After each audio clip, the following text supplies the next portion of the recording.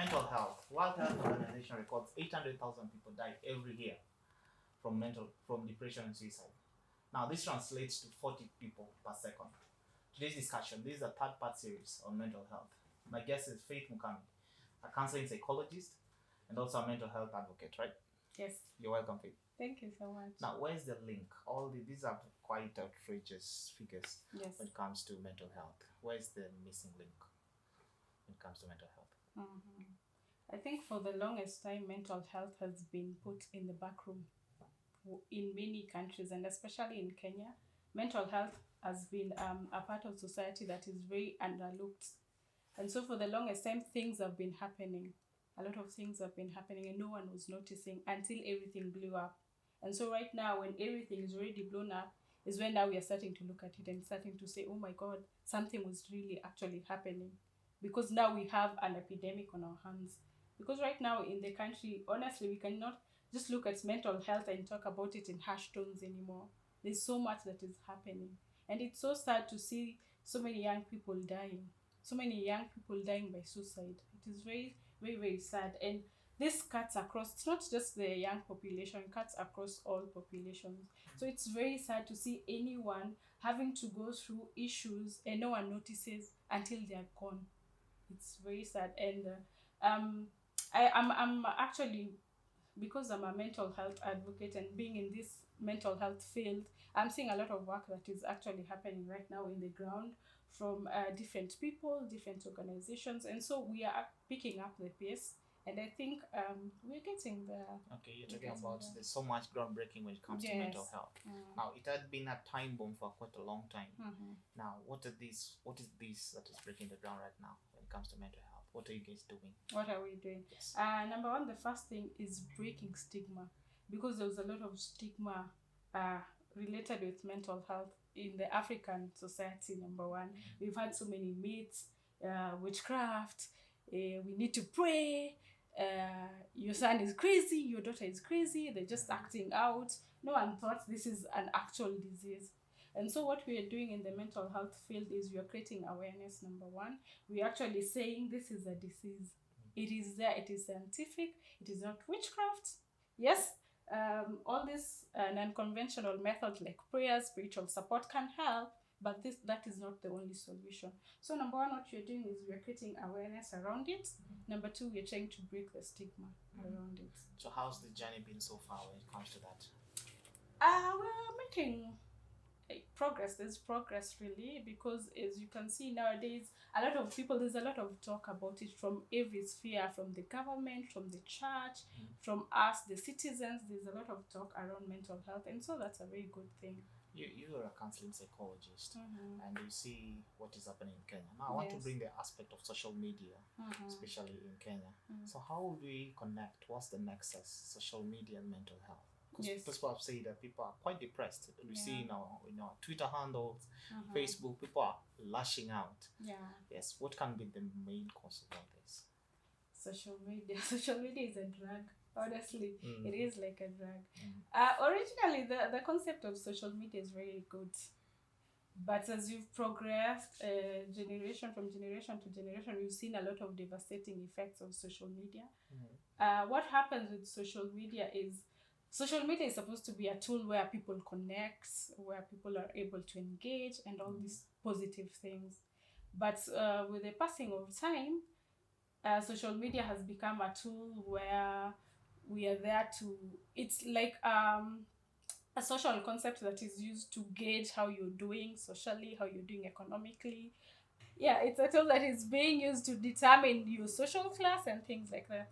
So number one, with social media, what happens with the likes and all the engagements that you get, they give you a certain high. Okay, and so what happens, the brain is wired in a way that within itself there are hormones that give you this high, this feel good hormone, and that's how it is just made. That's how naturally we are made. And so with social media, it does this to the brain. It stimulates these parts of the brain that release these feel good hormones. So with every interaction you get through social media, you're able to have a release of these hormones, you see. And so if you go to social media and you don't get this high, that's a problem. It's a dopamine in a way. Yes, Dopamine, that's the hormone. That's a problem. Number 2, social media has been linked with happiness and creating inadequacies in people. Because when you go to social media and you see people taking good photos and everything, and there's nothing like that happening in your life. So you begin to feel inadequate. And when you feel inadequate, your happiness level goes down and down and down. And depression on the other side, depression is a mood disorder that is characterized by what? Low moods, you see. So as your happiness goes down, then what? You're creating an environment and an atmosphere where low moods will enter. So you get depressed. So from what you gauged and what you've seen on social media, can you say we are a depressed nation or we are a happy nation? Kenya is an angry nation. Kenya, we are full of people with aggressive energies. We are depressed. We are sad. It is, and this is the only way. You see social media in another light. We also use it as a means of distraction. So with social media, when you go to social media, what you're doing, you're distracting yourself from what is happening in your real life. Okay, now where can we put the focus when it comes to mental health? We talked about the social media. Where can we put the focus? Because there's a lot in the field of mental health, and perhaps you could share some focus where it can be made. Yes. In terms of social media, or just mental health? Just mental health. Okay. So what has been happening, the focus has been solely on the treatment and the management of mental health. But me, as a mental health advocate, what I'd love to see more is more focus being put on the prevention of mental health issues. So what do you want to see in the prevention? So number one, what we want to see is for there to be more awareness, number one. For there to be more spaces where people can talk about these things so that it doesn't have to get to that place where it is now a disorder, where it is now an illness. Okay, let's cut it before it gets there. So let's create spaces, safe spaces where we can talk about these things. In the mental health task force that was done, they were saying about doing a survey that would check on the happiness index of Kenyan citizens. Yes. I think that is a very good thing to do. So regularly, let's also do that. Let's check, okay, where do we fall on this spectrum? Okay, how are we doing as a country? That's another thing that we can do. Let's preach self-care. Let's teach people, let everyone have the capacity to take care of their mental health well-being. Let's give people tools on what to do when this happens. This is what you can do. Yeah, yes. You've talked more of prevention. Now that there's already a factor that has mental health is already here. So how do you deal with that is here now, right now? Yes, besides the prevention before it gets there. Yes. How do you so now we are in the phase where we have an epidemic. So we need to manage it. Okay. What can we do to manage this? From the government, number one, right now the budget that is allocated for mental health is 0.01%. Can you imagine? Of the government expenditure. That is very small, very little. It does very little. Okay. How many mental health facilities are there in the country? Very minimal. And so most of us, yes, we can have the awareness of mental health, but if I'm ill, where do I go? Where do I seek treatment? Who do I see? And if I know someone who to see, where do I get the funds? You see. So number one, the government has to allocate enough appropriate funds for mental health. Number two, it needs to create resources, like in Mathare right now. Mathare accommodates everyone, okay, which is a good thing, but it's very under-resourced. The resources there, it's sad. It's sad, Mamadi. So the government needs to create funds. In every county, there needs to be an allocation of the budget to mental health. In every hospital, in every county, there needs to be a wing for mental health. Okay. How bad is it? Because each and every conversation I have about mental health, Mathare has always come up. Yes. And it's the only facility or public facility known when it comes to addressing the issues of mental health. How bad is it? It is bad. Because number one, the first thing, you go to Mathare, okay, you want to be an inpatient. You will be put in a ward with people with all kinds of disorders. So they are all just in one place? Just in one place. That's number one. Is if there's a difference if you're psychotic and if you're just battling something. Yeah. Okay? So if you're put in the same room, that atmosphere is already not conducive for you to even heal. That's true. It makes you get worse in one way or another. Number two, in Mathare, the professionals there, they're very limited. You'd find one has to deal with about, I don't know how many patients in a day. And that's very overwhelming for this professional. So we need to have more professionals in Mathare, and not only Mathare, in all hospitals to cater for people going through mental health issues. So you mentioned about the government, the task force. Now I'll come back to I'll go back to the task force. And also there's a policy, mental health policy that the government has, I think 2015 to 2030. Now this document and also the task force, do you think they've made any strides, and how effective has it been so far? With the task force? Yes. I think they made a very beautiful document. It was very beautiful. The work though, it's still an uphill task, honestly. We are fighting every day. So far nothing has been down on the ground, but I'm seeing people every day are contributing to the bill that is in parliament. There are amendments going on. So we are really hoping that this is going to push through and it's going to be put in motion, That's all we are hoping. But so far, nothing much has been done. Nothing much. It was just a beautiful document. Yeah, so you say that there's a problem with the implementation. Yes, so that's where the issue is. What about the policies? Are there any policies that you would maybe recommend when it comes to dealing with mental health? The government. Yes. From the government, Number one, the first thing that needs to be there, for us to, we were talking about suicide before we even were at the beginning. Yes. Number one, the government needs to stop criminalizing suicide. Okay. Someone will not try to take their life, and the first thing you want to do is yes, that is not right in any way, however way you look at it. So number one, we need to understand that mental health issues it is a disease. So let's stop criminalizing people who go through this. Okay. Number two, let us create policies that are inclusive. Us as the people on the ground, put us on the table as well.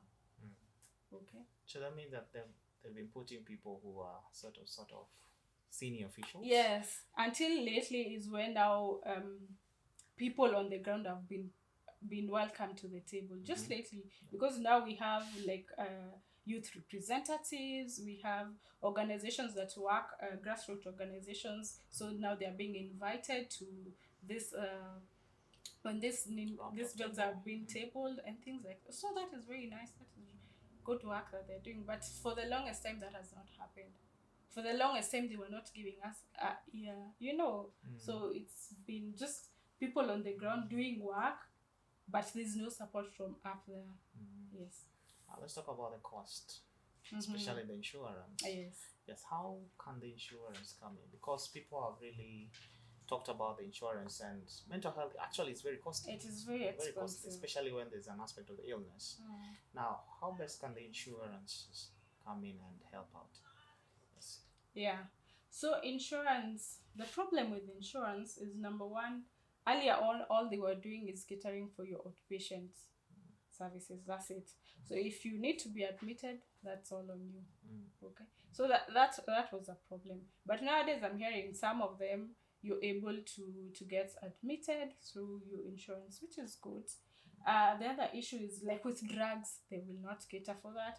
Or say with some insurance, they will only cater for some mental health issues, but not some. So they will just specify, if you're depressed, if you have bipolar, we will do that. But if you have something like autism, if you have ADHD, they will not go into that. So, it doesn't make sense. These are all mental health issues, so why not cover all? You don't hear, okay, we will cover headaches, we will cover if you have migraines, but we will not cover stomach aches. It doesn't make sense. I'm just saying that very lightly. I don't want to go into very complex illnesses. Yeah, so it's very sad to discriminate against some diseases and to allow some. It doesn't make sense for me, or they will cover, say, they will allow you to see the counselor if you need to see a counselor or a psychiatrist, but they will just say for the first 3 sessions. Then the rest, that's on you. Okay, so they should come in more. They should come in more. They should do more. They should cover you through the treatment, through the drug phase, and through after, and also after. Okay. If you need outpatient follow-up, they should also do that. Now about bouncing back. Have you been a victim of it before? Of a mental health issue? Yeah. Yes, I have suffered anxiety, so I have a lived experience of mental. So how does one bounce back? I think for me, the first thing that I did was study. I studied around anxiety because I have social anxiety. So I studied around that. I went through every information that I could get, everything I could learn about it, I learned. And so I understood, okay, why does this happen? When does this happen? I learned my triggers. I knew, okay, when I come across a trigger, what should I do? These are the techniques that I can use to calm myself, to make sure that I am okay. And so that is what, and now I'm managing it very well. No, you won't tell that I have social anxiety, but I do, because I've learned to manage it. So what you can do, number one, is self-care. Okay, self-care. Self-care includes a huge range of things that you can do. You can learn to meditate. You can teach yourself breathing exercises. You can be mindful about what you do. Things like those. You can improve. So number two, what you can do, improve your diet, seek social support, mental health, especially depression. Depression is a disease of helplessness and hopelessness. So what can you do? Please get in touch with your people. Create a social support around you. Do not suffer alone. Okay? Be in touch with your people, whether it's physically, whether it's through the phones, anything. Just be in touch with someone. Talk to someone. Okay, do you have any recommendation on these, maybe safe spaces? Safe spaces that you can... Yeah, there are a lot of organizations now are coming up to create safe spaces online, physically. So the first organization that I know that does this is Mental 360. So they create safe spaces for young people. It is led by young people. So they create safe spaces for young people where you can go and learn and talk about things, engage. So before COVID, they used to have, on the weekends, they used to organize for forums where people will go do yoga and things like those. But right now they are doing it online. So they have chat rooms on Facebook, I think. That's where you can join a chat room, and then you can engage with them. There's so many safe spaces. And there's also Anika. Anika is an organization that uses art in the field of mental health. Yes. Anika is it the one for Desmond? Yes, the one for Desmond. Okay, now what are your last thoughts when it comes to mental health? Let us do more. Let us do more as citizens. Let us do more as individuals. Let us be willing to learn about mental health. Let us be willing to get capacity on tools that we can use, because this thing, mental health, does not discriminate. It does not care who you are, where you're from. It can come at any time. So let us be ready. Please let us create awareness to everyone. Let us tell people about it. Let us create awareness. Faith Mukami. Yes. Thank you so much for coming to the show. Thank you, Mamadi. Thank you.